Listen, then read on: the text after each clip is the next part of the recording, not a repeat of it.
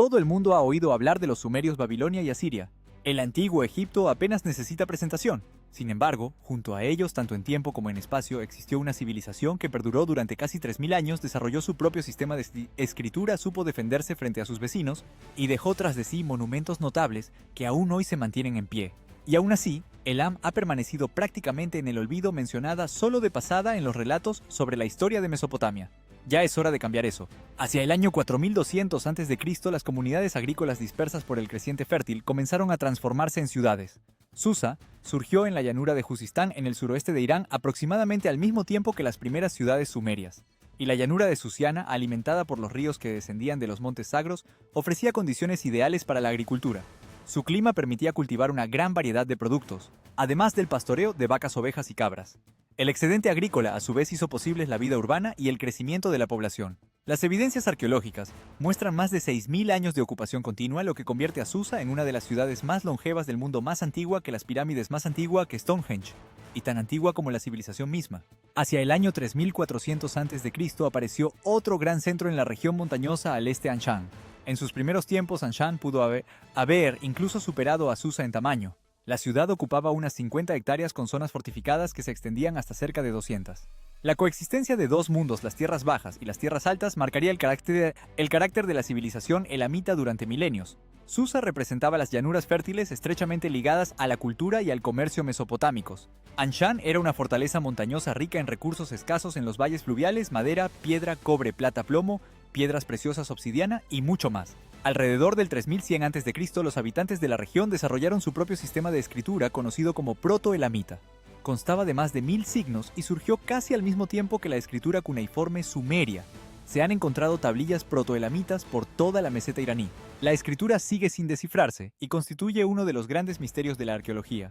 Solo podemos identificar símbolos numéricos y marcas asociadas a mercancías, pero la lengua que registraba y las ideas que expresaba siguen siendo un enigma. Algunos estudiosos incluso sugieren que pudo haber representado una lengua completamente distinta sin relación alguna con el elamita posterior. Lo que sí sabemos es que los elamitas hablaban una lengua aislada sin parentesco con ninguna familia lingüística conocida.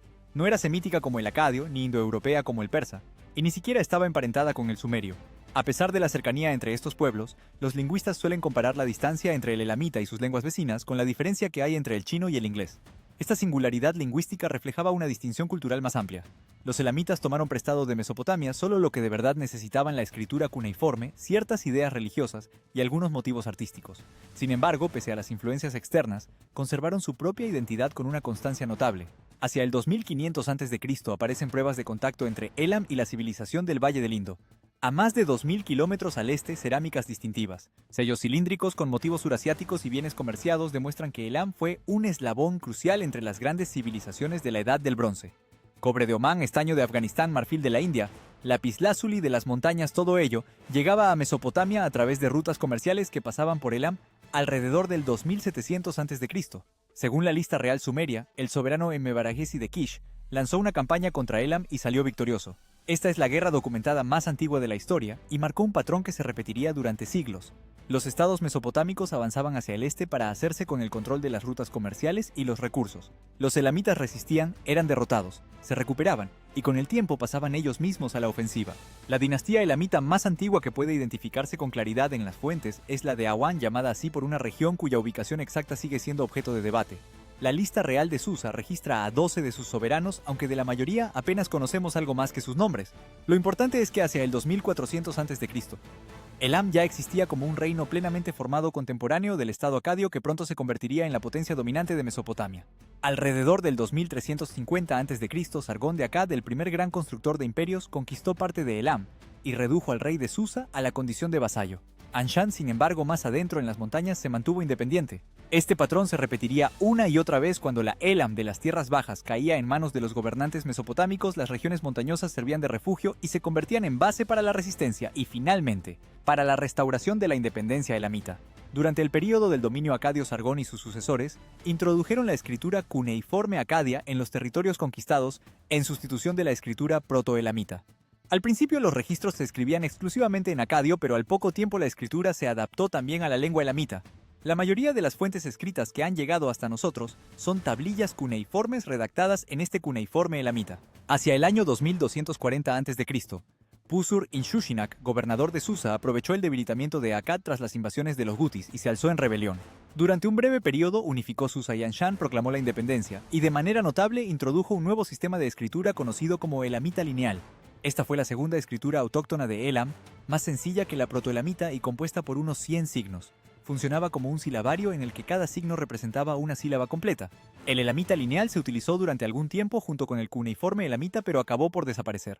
Durante muchos años la escritura permaneció sin descifrar hasta que finalmente fue descifrada en 2018 por el estudioso francés François de Sète.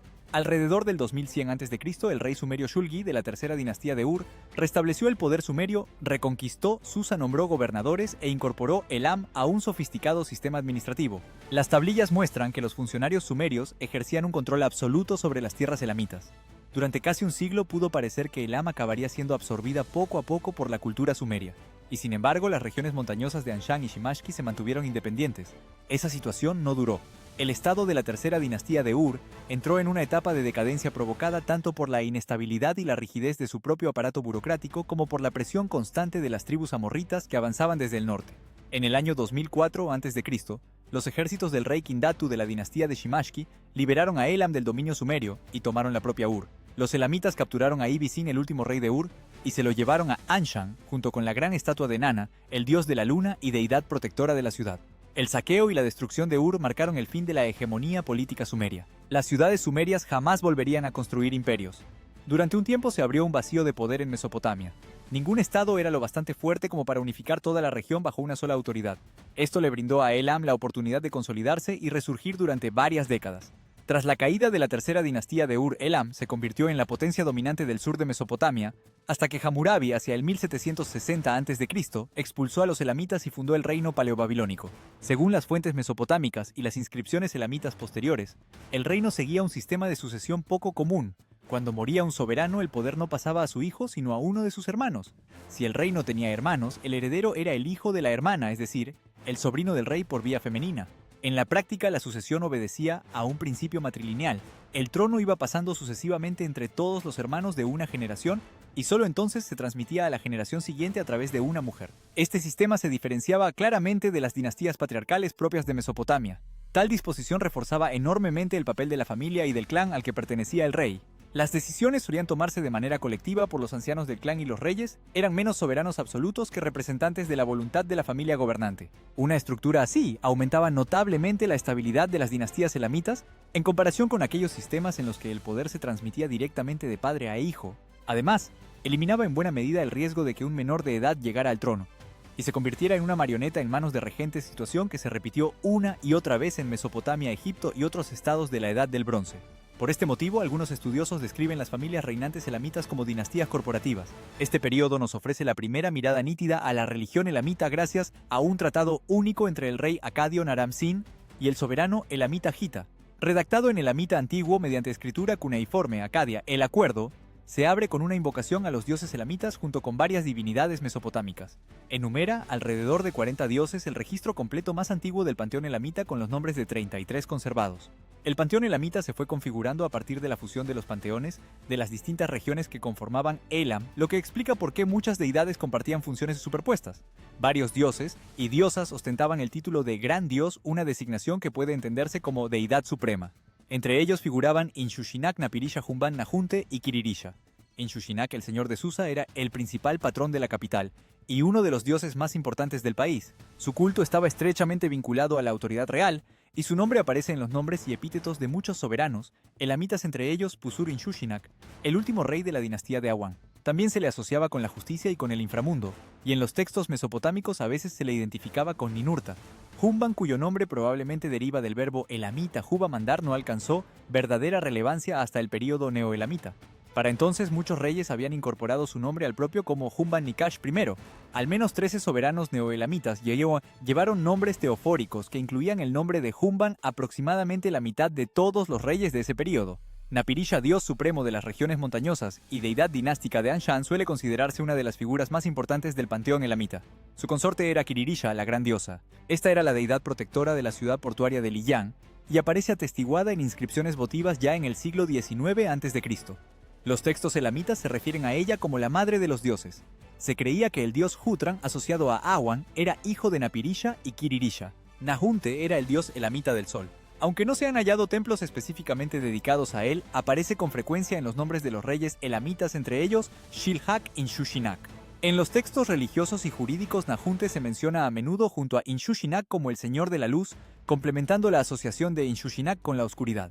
Pinikir, una diosa astral que encarnaba al planeta Venus, era conocida en el mundo elamita como la señora de los cielos, y se la asociaba con el amor y la sexualidad. Aunque los primeros estudiosos la identificaron erróneamente con Kiririsha, las investigaciones modernas han demostrado que se trataba de deidades distintas. Procedentes de diferentes regiones de Elam, Pinikir tenía su origen en Awan y Kiririsha en Liyan. Todas estas deidades siguieron siendo fundamentales en la religión elamita. Con el tiempo, los elamitas, sobre todo los de las regiones bajas, comenzaron también a rendir culto a dioses mesopotámicos. Shamash, dios del sol y de la justicia, era venerado en Susa, y se han encontrado evidencias del culto a Marduk-Ea, Adad y Shala en Elam. Hacia el 1500 a.C. surgieron nuevas dinastías en Elam que la fueron transformando paulatinamente en una de las grandes potencias del antiguo Próximo Oriente. Los soberanos de la línea de los Kidinuidas adoptaron el título de rey de Anshan y Susa, y el elamita empezó a aparecer con creciente frecuencia en las inscripciones reales. Los gobernantes anteriores habían escrito principalmente en acadio tanto para mantener estrechos vínculos con Mesopotamia como para apoyarse en el prestigio de la cultura sumerio-acadia. Los nuevos reyes, en cambio, establecieron el elamita como lengua del poder estatal. Este giro, descrito a menudo como la elamización de Susiana, reflejaba una conciencia cultural cada vez más afirmada. El logro arquitectónico más impresionante de este periodo fue el complejo levantado hacia 1250 a.C. bajo el rey Untash-Napirisha, a unos 30 kilómetros al sureste de Susa. Fundó un vasto centro religioso Dur-Untash, la ciudad de Untash, hoy conocido como Chogas Zambil. En su centro se alzaba un sigurat dedicado a Inshushinak y Napirisha, los principales dioses de la Elam de las tierras bajas y de las tierras altas. La base de la torre medía 105 metros de lado, y su altura alcanzaba los 53 metros, una monumental montaña artificial visible a muchos kilómetros a través de la llanura. En su construcción se emplearon millones de ladrillos. Cada décima hilada del revestimiento exterior contenía ladrillos inscritos en honor a Inshushinak, con el nombre y los títulos de Untash-Napirisha repetidos miles de veces a lo largo de todo el perímetro del sigurat. El recinto sagrado estaba rodeado por 3 murallas concéntricas. La más exterior, de unos 4 kilómetros de longitud, se abría con 7 puertas. Dentro de la ciudad se levantaban numerosos templos consagrados a dioses tanto del panteón elamita como del mesopotámico. Las entradas de los templos estaban custodiadas por toros y grifos alados de terracota vidriada, mientras que las puertas de madera se decoraban con varillas de vidrio con motivos en espiral. El nivel de ingeniería y de maestría artística rivalizaba con los mejores monumentos de Mesopotamia y en algunos aspectos los superaba. Untash-Napirisha se propuso crear una nueva capital religiosa que uniera a los dioses de todas las tierras de Elam, una ciudad sagrada concebida para atraer peregrinos y reforzar la autoridad de la dinastía reinante. La visión, sin embargo, nunca llegó a hacerse plenamente realidad, pues, tras la muerte de Napirisha, hacia el 1240 a.C., las obras se detuvieron. Cuando los arqueólogos franceses iniciaron las excavaciones en la década de 1950 aún, se hallaban apilados en el lugar miles de ladrillos sin usar testimonio silencioso de ambiciones abandonadas. De los 22 templos planeados originalmente, solo se construyó aproximadamente la mitad. Es probable que el complejo siguiera funcionando como centro de peregrinación durante varios siglos, pero nunca llegó a convertirse en la capital religiosa que Untash-Napirisha había imaginado. Aún así, Chogas Zambil sigue siendo el sigurat mejor conservado fuera de Mesopotamia, y en 1979 se convirtió en el primer lugar de Irán inscrito en la lista del Patrimonio Mundial de la UNESCO. Hacia el año 1158 a.C. surgió en Elam una nueva dinastía. Shutruk-Nahunte primero llegó al poder y fundó la dinastía de los Shutrúquidas. Su primera gran campaña se dirigió contra Babilonia, gobernada entonces por la dinastía casita que había controlado el sur de Mesopotamia durante más de 4 siglos. Shutruk-Nahunte tomó Babilonia al asalto, ejecutó al rey Sababa-Shuma-Iddina y colocó brevemente a su hijo Kutir-Nahunte II en el trono babilónico. Los ejércitos de Shutruk-Nahunte se llevaron a Elam muchos de los monumentos más importantes de Babilonia, entre ellos la estela de la victoria de Naram-Sin, el obelisco de Manishtushu, la estela de Diorita que contenía el código de Hammurabi y la enorme estatua de Marduk, el dios principal de Babilonia. Se trataba de una apropiación deliberada de los símbolos del prestigio mesopotámico destinada a proclamar la supremacía elamita. Nahunte ordenó grabar inscripciones elamitas en los monumentos capturados, en las que se proclamaba el siervo amado de Inshushinak, rey de Anshan y de Susa, y declaraba haber derrotado a las ciudades mesopotámicas y haber llevado sus objetos sagrados a Elam como ofrendas a sus dioses. Una inscripción conserva su voz directamente: "Yo soy Shutruk-Nahunte, hijo de Halutush Inshushinak.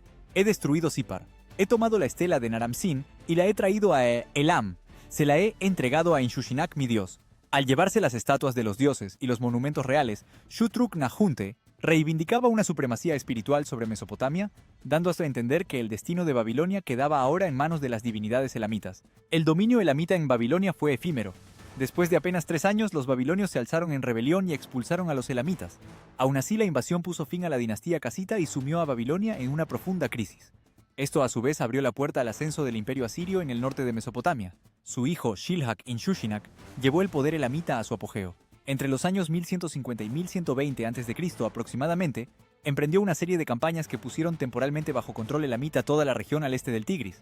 La influencia de Elam se extendía desde el Golfo Pérsico hasta casi el futuro emplazamiento de Persépolis. Durante un breve instante, Elam se convirtió en la potencia hegemónica del Próximo Oriente, exigiendo tributo a Babilonia, controlando las grandes rutas comerciales e imponiendo su voluntad a antiguas ciudades que en otro tiempo habían gobernado imperios. Esa hegemonía no duró. Hacia el 1120 a.C., el rey babilonio Nabucodonosor I lanzó una contraofensiva que transformó el equilibrio de poder. Sus tropas tomaron Susa y devolvieron la estatua de Marduk a Babilonia. Las crónicas babilónicas presentaron este hecho como una restauración divina, el regreso de un dios a su legítimo hogar. Para Elam, este episodio marcó el fin de su edad de oro. La dinastía de los Shutrúquidas sobrevivió una generación más. Su último rey, Hutelutush Inshushinak, huyó a Anshan tras el ataque de Nabucodonosor y posteriormente regresó a Susa, pero ya no logró restablecer el antiguo poderío de Elam. Pero hacia el 1100 a.C., las fuentes elamitas desaparecen prácticamente durante casi 3 siglos. En los textos mesopotámicos, Elam se menciona sobre todo en relatos de pequeñas incursiones o de alianzas fracasadas. Las evidencias arqueológicas apuntan a un declive claro. Las grandes ciudades perdieron gran parte de su población. Los estudiosos se refieren a este periodo como la Edad Oscura Elamita. Las redes comerciales se desmoronaron, la alfabetización retrocedió y los estados antaño poderosos se fragmentaron en entidades políticas más pequeñas. Algunas referencias dispersas sugieren que Elam se dividió en varios pequeños reinos. En ciertos momentos se aliaron con Babilonia o con tribus caldeas contra el creciente poder de Asiria. En otros lucharon entre sí. Ya no actuaban como una fuerza unificada capaz de hacer frente a Babilonia como antaño. Una narración histórica continua no se reanuda hasta el siglo VIII a.C. Pero la nueva Elam que reaparece en las fuentes era muy distinta a la de épocas anteriores. El poder estaba repartido entre múltiples dinastías procedentes tanto de las tierras bajas como de las altas en constante competencia entre sí. Esta falta de unidad interna dejó a Elam incapaz de resistir con eficacia a la nueva y formidable potencia que había surgido en Mesopotamia asiria. A finales del siglo VIII a.C., Elam entró en una alianza anti-asiria con el rey babilonio Marduk-Aplaidina II. Hacia el 700 a.C., el rey asirio Senaquerib derrotó a las fuerzas combinadas elamitas y babilónicas y a continuación colocó a su propio hijo en el trono de Babilonia. Elam ya no era capaz de oponerse al poder mesopotámico como en otro tiempo, y el equilibrio de fuerzas se había desplazado de manera definitiva. En el año 653 a.C., el rey elamita Teuman invadió las regiones fronterizas asirias, al parecer convencido de que Asiria se había debilitado por las luchas internas de poder en Nínive. La decisión resultó fatal. En aquel momento Asiria estaba gobernada por Asurbanipal, uno de sus reyes más formidables. Este lanzó una campaña de castigo que culminó en la batalla de Tiltuba, donde los asirios aniquilaron al ejército elamita. Teuman huyó en su carro, pero fue alcanzado y decapitado, un final sorprendentemente clemente para los estándares asirios. Los relieves del palacio de Nínive mostraban la cabeza cercenada de Teuman colgando de un árbol mientras Asurbanipal y su reina reposaban con bebidas atendidos por sirvientes y músicos. La verdadera catástrofe para Elam llegó 7 años después, en el 646 a.C., cuando Asurbanipal decidió que las constantes injerencias de Elam en los asuntos babilónico-asirios habían ido demasiado lejos. Los elamitas habían apoyado la rebelión del soberano babilonio Shamash-Shum-Ukin y habían dado refugio a los fugitivos tras la represión por parte de Asurbanipal del levantamiento babilónico. Decidido a eliminar de una vez por todas la amenaza elamita a Asurbanipal, emprendió una campaña que fue en realidad una guerra de exterminio. Un ejército asirio recorrió Elam de un extremo a otro, arrasando ciudades, incendiando cosechas y destruyendo los sistemas de riego. En sus propias inscripciones, Asurbanipal describe sus acciones con un orgullo glacial. Susa, la gran ciudad santa, la morada de sus dioses, el lugar de sus misterios, la conquisté. Entré en sus palacios y abrí sus tesoros donde se amontonaban la plata y el oro, la riqueza y las posesiones. Destruí el sigurat de Susa y quebré sus relucientes cuernos de bronce. Aniquilé por completo los templos de Elam. Esparcí a sus dioses y diosas a los 4 vientos. Profané las tumbas de sus reyes, tanto las antiguas como las recientes, las expuse al sol y me llevé sus huesos a la tierra de Asur. Devasté las provincias de Elam y sembré sal sobre sus tierras. La profanación de las tumbas reales, la sustracción de los huesos de los antepasados y la salinización de la tierra para dejarla yerma eran actos destinados a borrar a Elam no solo como estado, sino como comunidad espiritual, a maldecir la tierra misma y a tornarla inhabitable. El último rey relevante de Elam fue Humban-Jaltash III. Cuando Susa cayó los asirios, lo apresaron y lo llevaron a Nínive, donde Asurbanipal lo humilló públicamente, obligándolo junto a otros soberanos vencidos a tirar del carro real como una bestia de carga por las calles de la capital asiria entre las burlas de la multitud. La ironía está en que la destrucción de Elam aceleró la caída de la propia Asiria. La campaña vació los recursos del imperio, exigió enormes desembolsos económicos e infligió pérdidas cuantiosas a las tropas asirias de élite. Apenas una generación después, las tierras de Elam fueron ocupadas por los medos y los persas, pueblos indoiranios. En el año 612 a.C., apenas 34 años después de la destrucción de Susa, una coalición de medos y babilonios arrasó Nínive, la magnífica capital de Asiria. Hacia el 650 a.C., el caudillo persa Teispes fundó un pequeño reino en Anshan, ese mismo Anshan que durante más de 2000 años había servido a Elam como bastión en las montañas. Sus descendientes siguieron ostentando el título de rey de Anshan incluso después de conquistar Media Lidia y Babilonia. Cuando Ciro el Grande se hizo llamar rey de Anshan y de Susa antes de convertirse en rey de Persia, estaba apelando deliberadamente a las tradiciones elamitas de soberanía y presentándose como heredero de una legitimidad antigua y consolidada. Incluso el nombre mismo de Ciro tiene origen elamita. Los persas adoptaron las prácticas administrativas elamitas, conservaron elementos de la tradición religiosa elamita y siguieron utilizando el elamita como lengua de trabajo en el gobierno. Cuando el imperio aqueménida conquistó Babilonia en el 539 a.C. y empezó a forjar un estado que se extendía desde Egipto hasta Asia Central, Ciro modeló sus instituciones como una síntesis de los modelos asirio y neobabilónico por un lado, y de las tradiciones elamitas por otro. Susa se convirtió en una de las capitales del vasto imperio persa, junto con Persépolis Pasargada y Ecbatana. Los soberanos persas invernaban allí, despachaban los asuntos de Estado y se apoyaban en escribas elamitas para gestionar la administración imperial. En Persépolis se han descubierto más de 30.000 tablillas cuneiformes escritas en elamita, un archivo detallado de la administración cotidiana en el que se registran repartos de alimentos, pagos a los trabajadores y el movimiento de recursos a lo largo de miles de kilómetros. Estos documentos mencionan con frecuencia a funcionarios que viajaban desde Susa hasta Egipto, la India o Lidia y que luego regresaban. La célebre inscripción de Behistún, una proclama monumental de Darío I, tallada en el 522 a.C., estaba escrita en 3 lenguas: persa, antiguo, acadio y elamita. Este texto trilingüe se convirtió en la clave para descifrar la escritura cuneiforme en el siglo XIX, pero también revela algo más. Dentro del imperio aqueménida, el elamita gozaba del mismo estatus oficial que el persa y el acadio. Es más, ciertos rasgos de la inscripción sugieren que la versión elamita pudo haber sido el texto original a partir del cual se tradujeron las demás. Hacia el año 147 a.C., surgió un nuevo estado en la región del Golfo Pérsico, en el Imaida, con capital en Susa. Sus soberanos llevaban el nombre de Kamnaskires, derivado de la antigua palabra elamita Kamnashkir, que significa tesorero, lo que probablemente refleja el hecho de que Susa había albergado el tesoro imperial bajo los aqueménidas. La lengua elamita pervivió como lengua hablada durante un tiempo asombrosamente largo. En los Hechos de los Apóstoles, escritos hacia los años 80 a 90 después de Cristo, se menciona a los elamitas entre los pueblos que oyeron el evangelio en Pentecostés. Algunos relatos cuentan que la Torá se leía anualmente en elamita para la comunidad judía de Susa. En conjunto, estas referencias apuntan a una continuidad lingüística casi 1000 años después de que Elam fuera destruida por Asurbanipal. Hacia el 224 después de Cristo, el Imaida fue conquistada por el imperio sasánida. Esto marcó el fin formal de una historia política elamita propia unos 4000 años después de la fundación de Susa, lo que convierte a la civilización elamita incomparable en longevidad al antiguo Egipto y más duradera que muchas culturas mucho más célebres. La estela de diorita que contiene el código de Hammurabi se encuentra hoy en el Louvre. Los visitantes la fotografían, admiran esta antigua visión de la justicia, y casi nunca reparan en la inscripción elamita. Yo soy Shutruk Nahunte, hijo de Halutush Inshushinak, siervo amado de Inshushinak. Cuando el dios Inshushinak me concedió la realeza, destruí. Sipar tomé la estela de Naram-Sin y la estela de Hammurabi y las traje a Elam. Las erigí como ofrenda a mi señor Inshushinak.